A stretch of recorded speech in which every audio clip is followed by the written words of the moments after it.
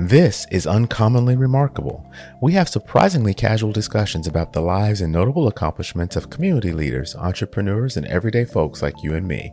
Think of this podcast as an opportunity to learn something new and to pick up on an entrepreneurial tip or two through open conversation. I'm Artis Beatty. I'm a doctor of optometry and the chief medical officer for MyEyeDr OD. Though we will inevitably touch on topics within my area of expertise, the opinions and conversations held here are separate from my work with my eye doctor. Welcome to the show. On today's episode of Uncommonly Remarkable, I'm joined by Sabrina Trobak. She's a counselor, educator, and author of Not Good Enough. And we explore how early experiences shape our core beliefs and how these beliefs quietly control our lives. We dive into how emotions are suppressed, how coping strategies like anger and addiction create endless cycles, and how true healing starts by understanding the story we all tell ourselves. This conversation is a powerful guide for anyone ready to break the pattern and reclaim their worth. Ladies, gentlemen, all you remarkable people, please welcome Sabrina to the show. Sabrina, welcome to the show. I'm so very excited to have you join us today. Thanks for having me. It's nice to be here. And I have been looking forward to the conversation because over the course of the last several weeks or so, I've had a lot of interesting conversations around the way people see themselves, how they picture themselves relative to other people, how they picture themselves towards their ideal. And this core belief system is something that I find extremely interesting. And it's going to be really nice to sit and talk with someone who really knows about this and understand it a little bit more. Maybe listeners get a better idea of how their core beliefs really affect not just the way they see themselves, but how they behave because of the way they see themselves. Absolutely. Yeah, it affects everything we do for sure. Well, to get started, why don't you tell us a little bit about yourself? Because you've had a varied background, and what you do today is not where you started. And so maybe talk to us a little bit about what it is you're doing right now and how you're helping people. Sure. So I was a teacher for over 20 years, mainly working as a learning assistant teacher. So working with kids with anxiety, social anxiety, attention deficit, learning disabilities, behavioral problems, organizational issues, those kind of things. But I also taught in the regular classroom, basically taught everything from kindergarten prep right up to, grade 11 sciences. So it was a great experience to learn a variety of different things. Towards the end of my teaching career, I decided to go and become a school counselor.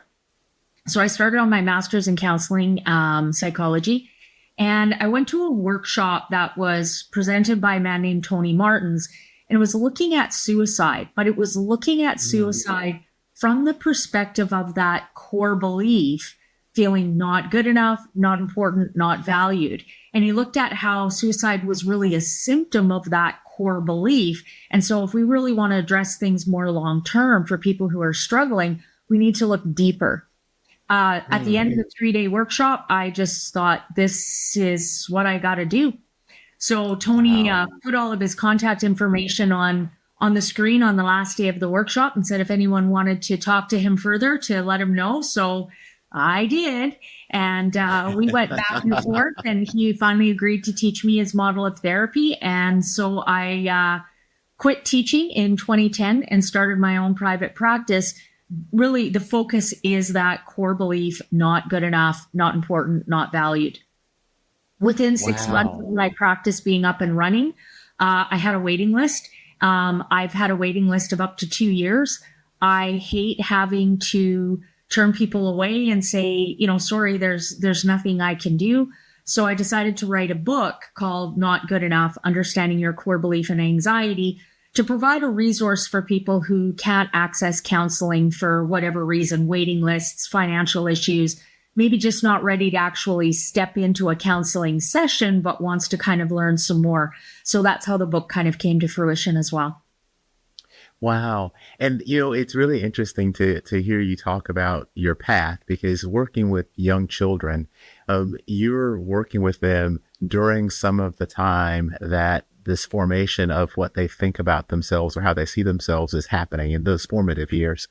And so, as you've kind of grown in your study and now looking back, do you see or remember instances where, man, I wish I would have known this then when I was working with children? Oh, probably on a daily basis. Honestly, with the students, with staff as a learning assistant teacher, I was often a resource as well for staff to come and talk to me about issues they were having with students and not sure how to help them learn. This information would have been very powerful for them as well. And honestly, for myself personally as well, to be able to understand my own core belief and how significantly it was impacting my life, my family, my career path. It's been life-changing. And what kinds of things really form this core belief? Is it success versus failure? Is it interactions with others? How does this form in the beginning? The core belief is really a reflection of how all events are handled. We generally don't talk about them. We just push them away, pretend they're not there, ignore them. That feeds that core belief: not good enough, not important, not valued. So when something happens, my dog passes away, or, my best friend moves away, just, things like that happen to all of us. We're just taught, well, don't worry, that, you'll get another pet, or, you'll have more friends at school. It's just brushed aside. That reinforces that not good enough, not important, not valued core belief. So it's not so much the events as it is how the events are handled that creates that core belief. Oh, I see. And so, and over a lifetime, these events are handled in a certain way. They influence the way you believe. And it's only if an event is handled differently that determines whether or not that core is going to stay. Yeah, well, the core belief is going to stay. It just depends on how it's handled will decide which core belief. So we can have that core belief good enough, important, and valued. But we can also have that core belief not good enough, not important, not valued. Nobody's core belief is 100% one or the other. We're a bit of a combination of both. But we often see people that struggle with anxiety, with depression, just don't really feel content in life. They feel like no matter what, everybody always wants more. They're always the ones that are sacrificing for everyone else. Often that core belief, not good enough, is more significant for sure. And you mentioned anxiety and depression and also addiction, right? As a piece of soothing or escaping the core belief can be a result as well, right? Right. So what we often do is we go to coping strategies, unhealthy coping strategies that distract so we don't have to deal with that core belief, but ultimately they end up reinforcing and supporting that core belief. So for example, gambling. So I go out, I have a fun evening, don't have to think about anything, get to watch all the bells and whistles and feel the adrenaline rush and all that kind of stuff. I don't have to think about anything. But now the next day, spent money I didn't really have. I'm carrying shame and guilt. I maybe broke promises to myself or to others, ultimately reinforcing and supporting that core belief again, not good enough, not important, not valued. So we want balance. And so if my core belief is not good enough, I'm going to be drawn to people, places, experiences, my behaviors, my perceptions are all going to reinforce and support that core belief. So if something good happens, I've got to kind of sabotage it or minimize it because something good happening doesn't support that core belief. They're out of balance. So I have to do something to that to create more of that balance. Oh, wow. So when people are deciding then to come seek help and they're seeking you out, like what generally is the driving force for people to start to understand that maybe something is awry? It's not exactly the way it should be. A lot of people are struggling with an unhealthy coping strategy of some sort. So, we definitely get people who come to counseling because their relationship is struggling. They've got anxiety.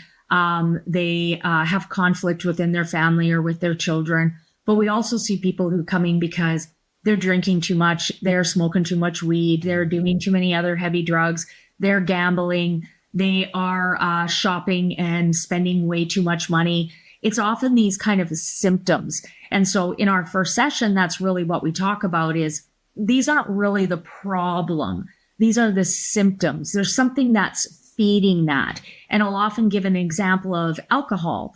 You know, the success rate for AA in Canada is about 3 to 5%. So the vast majority of people who go to AA don't stop drinking. Well, if it was just about alcohol, we'd have a much higher success rate. Right.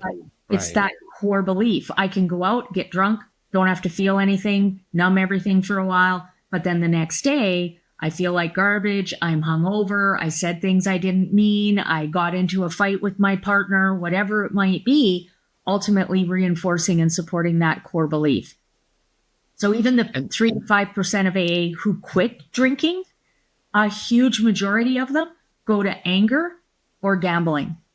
So it just switches from one unhealthy coping strategy to the other, because ultimately it needs to go back and feed that core belief. So if we're just trying to stop a behavior, but we don't understand what's feeding it, the driving force behind it, we're not going to have a lot of long-term success. So if someone is coming to counseling, what is the first thing that you do? So because a lot of people have tried counseling, or they've tried other coping mechanisms, or they've tried things to maybe undo what it is that is the symptom. How is it different when they come to counseling with you? What's the process like? We really don't focus on the symptom. You know, we acknowledge it, realize it's there, look at some strategies you can maybe put in place. But bottom line, they're not going to use the strategies. Not yet. They need to understand what's going on. So we're looking much deeper at what is your core belief? How has that core belief developed over years? What's your anxiety like? Anxiety is a symptom of that core belief. And a lot of people think anxiety is about, you know, the event. I have anxiety of being out in public. Well, if it was really about being out in public, then every single person on the face of the earth would have that anxiety. Not everyone does. Anxiety is lack of confidence, not believing in yourself you can handle something. So if I don't believe I can handle being in public, I'm going to have anxiety. If I believe I can handle being in public, I'm not going to have anxiety. So anxiety is a direct reflection of that core belief, not good enough. If I feel not good enough, I'm going to have more insecurity, more self-doubt, more anxiety. So we look at it from those kind of perspectives where we're looking at maybe what are some of those symptoms? Why are they there? Helping increase that awareness of how significant that core belief really is. Yeah, and I think that's a really big deal, is understanding what is a symptom versus what the problem is, and then being able to separate the two.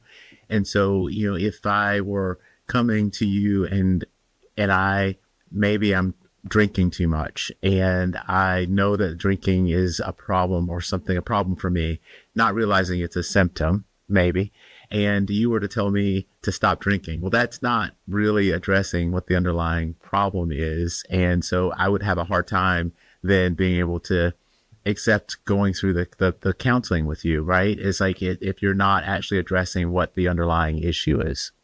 Right. You know, the vast majority of my clients, I say to them, they'll say, you know, I'm smoking weed, or I'm drinking, or I'm gambling. And I say to them, if I told you to stop, would you? And they all say, no. It's like, great. So I'm not going to tell you to stop. Let's figure out why you're doing it in the first place. Let's empower you so you have a better understanding. Then you can figure out what you need to do to challenge and change that behavior. But it has to come from within you. And that core belief is at the root of what's in you, for sure. So can you give an example of maybe maybe thinking a little bit about a core belief and how it would form based on an event and the way that event was handled, so that we can kind of maybe create an example to think about as we go through the other steps? So remember, core belief isn't necessarily from an event. It's how an event is handled. So even little things like my mom says, go and clean your room. So I go and I spend 45 minutes and I clean my room and I got my dresser all cleaned up and my bed is made and my laundry's in my laundry basket. I'm feeling really proud of myself because I've done a really good job cleaning in my room. And my mom comes in my room and says, well, there's still a sock under your bed. I can see it. Rather than looking for the positive, there's that negative kind of piece there. That is just going to be very defeating. And so instead of feeling pride and confident, I'm going to feel I'm not good enough. And so it's all those little kind of comments, right? Rewashing the dishes because the dishes weren't washed properly. Being just impatient. Hurry up and get your shoes. Come on, we're going to be late for school, right? Oh, I'm not good enough. So it's all these little tiny reactions and behaviors that we often see from our parents, which is where that core belief starts for us. But to be totally honest, I mean, where did your parents get their core belief? From their parents, and so on and so on and so on. So it gets passed down generationally. And most of us, because it's been growing since, honestly, before we're even born, because our parents passed down their core belief to us, it's just this part of us that we don't even really think about. It's kind of like breathing or walking. We're not even aware how significant it is. Just happens on a daily basis. And then you start, once that belief is started, then you apply it without really thinking about it to multiple situations, and it just becomes part of how you look at life or how you apply towards your life, right? Absolutely, right? If I have, parents, the one parent who say is got anger and lack of patience, and the other one is, nitpicks everything I do, those patterns of behavior become my thinking process. So now I'm, in my 20s, I'm living on my own. I've got my own place all by myself, but my brain has now been programmed to look for the negative, to be impatient, to have more kind of anger or aggression, keep people at a bit of a distance. So now my brain is doing it to itself. I'm doing it to myself now at this point, for sure, which you are earlier, but you still have those other influences. But over time, your brain just takes over and does it for you. And so in the process of people coming and working with you, initially then it has to be a lot of work trying to understand what the core beliefs are and how that belief system was founded, right? Like, is it a bunch of going back and thinking about childhood? Is it like, how do you approach that piece? Yeah. So the model that I practice is a long-term model of therapy. So most of my clients are with me a year and a half, even longer. And one of the big pieces of it is going back and learning about all of their life experiences.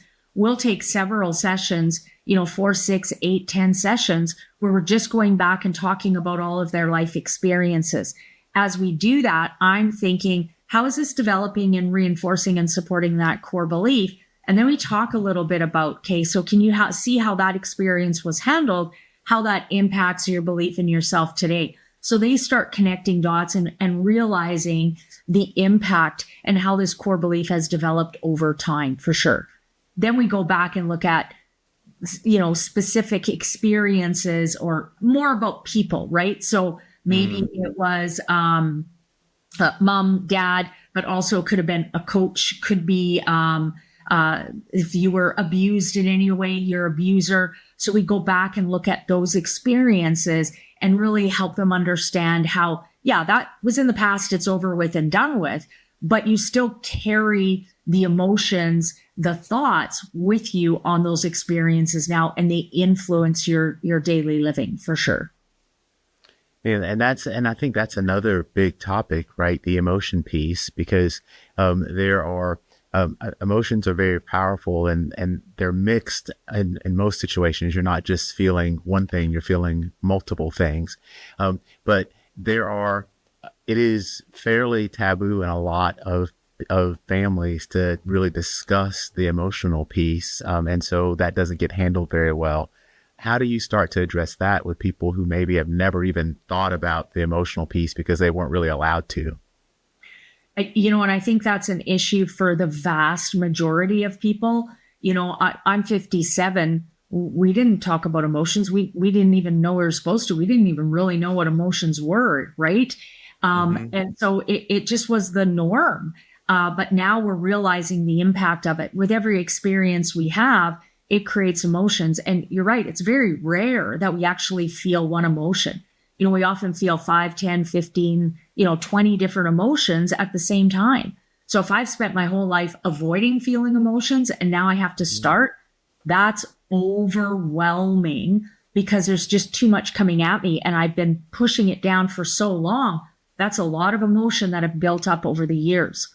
So, what we really do is we really start with basic emotions and we talk about what they feel like in our body.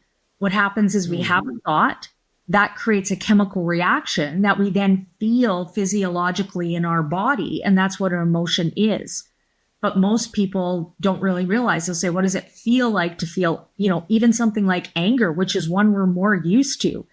A lot of people say, what do you mean? I don't know what it feels like. Well, what does your head do? What does your jaw do? What do your eyes do? What happens to your shoulder? Happens to your heart, to your breathing? What happens to your chest? Does it feel heavy and tight? What is your stomach doing? What do your muscles do? What are your hands doing? Are you feeling sweaty? Do you feel hot? Do you feel cold?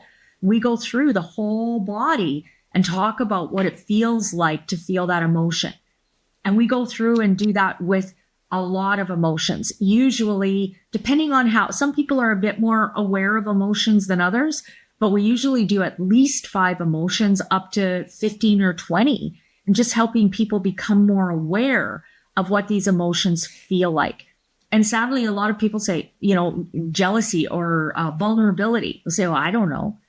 Right. Because as soon as you started to even feel it just a little bit, you shut it off. So we don't even really know what it feels like. So how do you create that emotion? We just talk about a time that you might have felt that. So if I talk about a time where you might have felt vulnerable, say when you were 7 years old and your mom forgot to pick you up at school, that even just thinking about that starts to create an emotion because thoughts create our emotions. So we become more aware of what we may be feeling. But then the other really important tool that we do is I get my clients to print off a list of emotions. There's a list on my website, on my blog section, but honestly, if you look anywhere, you Google emotions list, you're going to find a list. And what I suggest is print off a bunch of them. Put one on the fridge, one in the living room, one in the bathroom, one in the bedroom, one in your car, put one on your phone as a screensaver.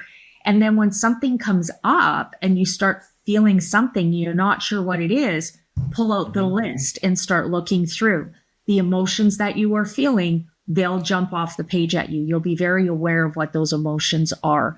And so that can be a really helpful way of starting to figure out what those emotions are. If I just have to try to think on the spot, and I've spent decades suppressing those emotions, I'm not going to come up with very many. And I'll likely come up with the ones that are a bit more safe for me to feel.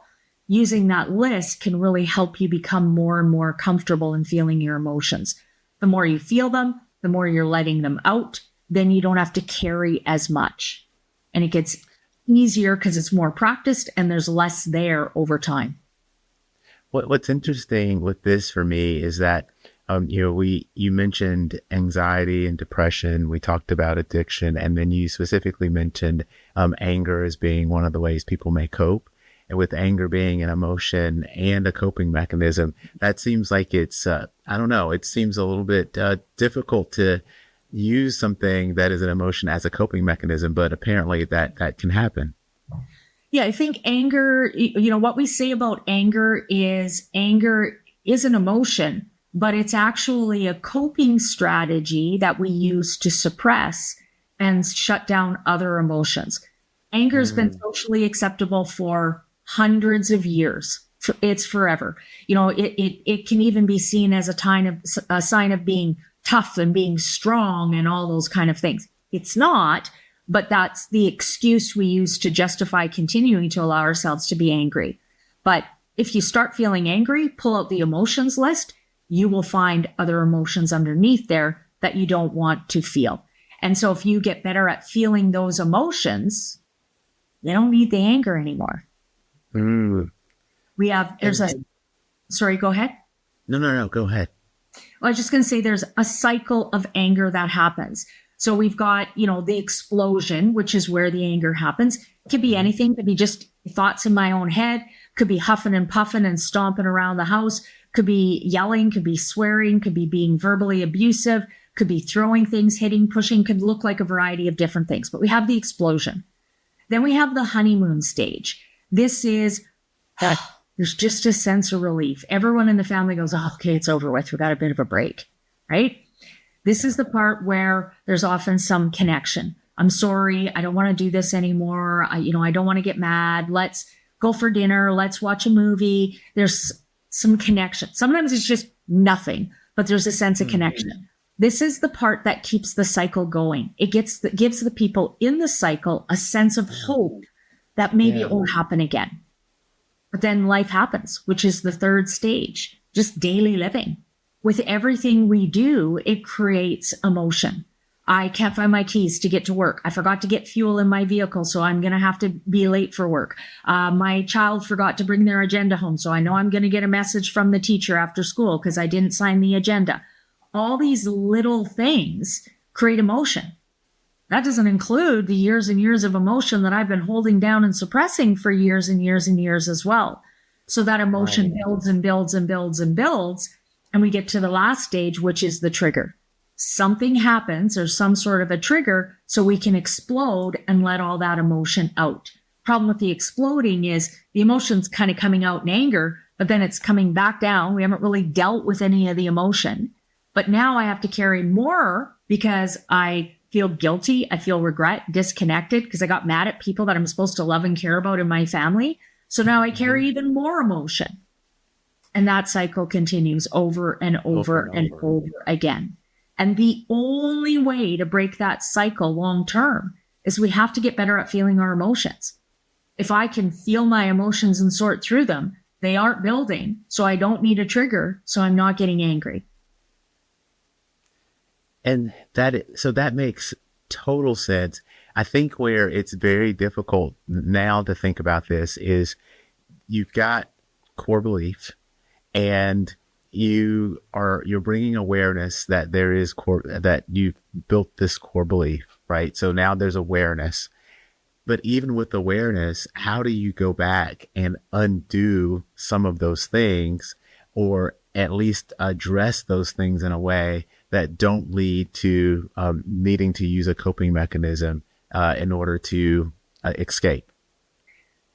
I think accountability is a big part, right? So we can't go back and change things. What happened. It's over with. It's done with.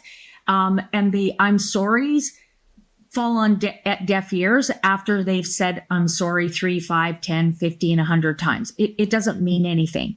So there needs to be accountability, but with moving forward responsibility on making sure those behaviors aren't happening anymore.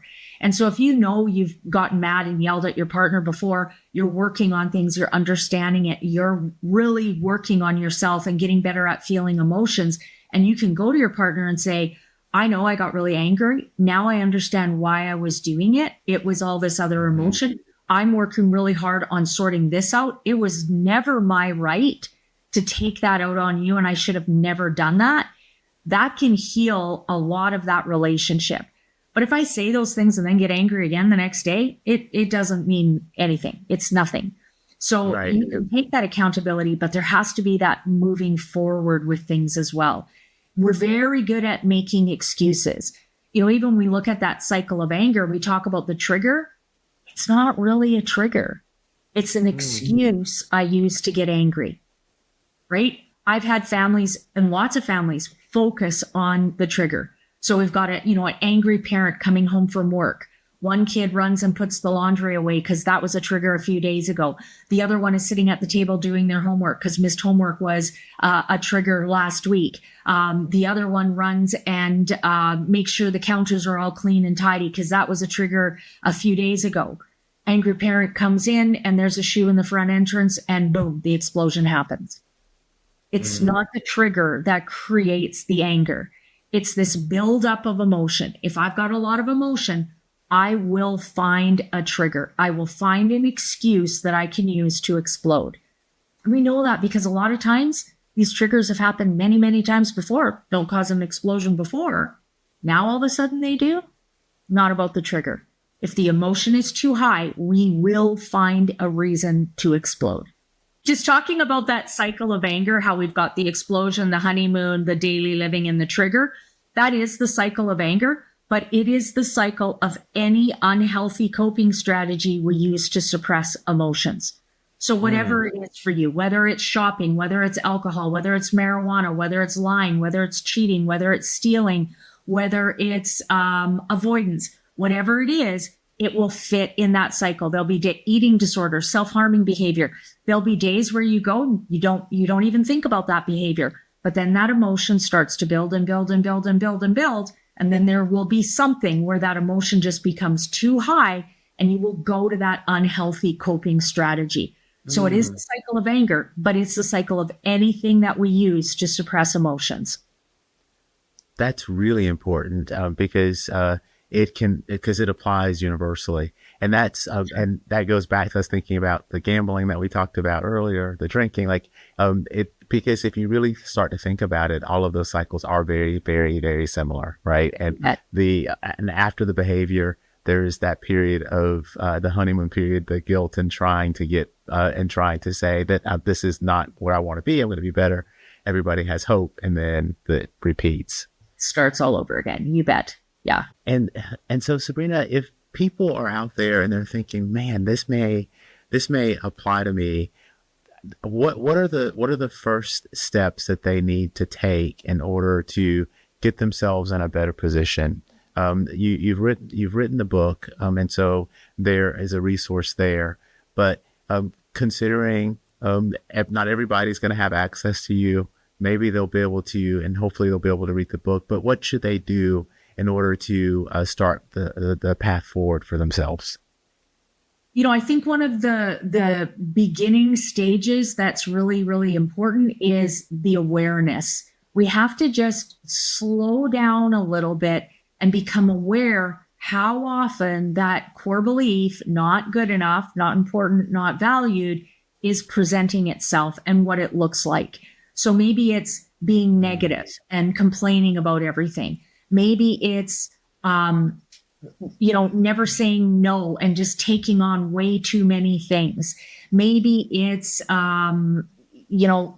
being drawn to people who don't treat me very well. Maybe it's never finding anything positive at work. You name it. It's going to be probably a combination of really, honestly, 50, 100, 1,000 different things. The more you become aware, once you become aware, there's that core belief again, then you can start to say, okay, I don't want to do this anymore. I want to change that core belief. So how can I find a positive out of this? How can I take this and feel more empowered? What can I do about this scenario rather than kind of playing the victim and, getting angry because no one's doing these things for you? Bottom line, it's up to you. You're the only one who can change your core belief. Good thing about that is you don't have to wait for anyone to do it for you. Bad thing about that is you're the only one who can do it. No one can do it for you. So there is good and bad about it being up to you, right? That's right. So, if people wanted to find out more information or if they wanted to find you, where would they do that? So I have a website. It's called trobakholistic.org. On the website, it's got all my social media, but I do a lot of social media as well. I'm on Facebook, YouTube, Instagram, TikTok, and LinkedIn. So I have a variety of different social media where I give little pieces of information about this. I also have a blog section on my website, which is just short 2 to 4 minute reads that give you a little bit of information about various mental health topics. And then on my website is also a page that has the podcast interviews that I've done as well, where I'm talking about, mental health in various areas with different podcasters. And for your book, where is it available? So the book is available on Amazon. It's also available. There's a page on my website where you can access it there. But Amazon is definitely going to be the cheapest place to access the book as well. The book is a handbook, so it really helps you sort through and figure out your own core belief. So you read some examples of, how that core belief has developed in general. And then there's an activity where you're reading and figuring out, okay, so how do I apply this to my own life? So you're reading little bits at a time and then applying that information to your own personal experiences. I love it. So I'm going to link all of those things in the description of the episode so that people are able to listen, watch, and read based on some of the conversation that we've had here. I think this is remarkable, and the work that you do is extremely important. So thank you for doing it, but also thank you for sharing it with us, because I think there's a lot of need to understand where some of these things come from and how we can address them, and ways for us to get better by recognizing things in ourselves. And so thank you so much for spending time with us. And I look forward to reading more, learning more, and perhaps we'll get to talk again. That would be great. Thanks for having me. It was nice chatting with you. Same. If you've made it this far, then I have to thank you for your time. I hope you've learned something new and enjoyed listening to the discussion as much as I enjoyed having it. I'd love to hear from you about the show, because we're working really hard to bring you great content, and the feedback really helps us get better. If you like what you've heard or watched, for those of you who are streaming out on YouTube, then take a split second to give us a thumbs up or a like. It really helps other people like you find the show too. And no one likes to miss out on the good stuff, so go ahead and subscribe and hit the notification bell so you don't have to wonder when or if there's a new episode. And until next time, stay remarkable.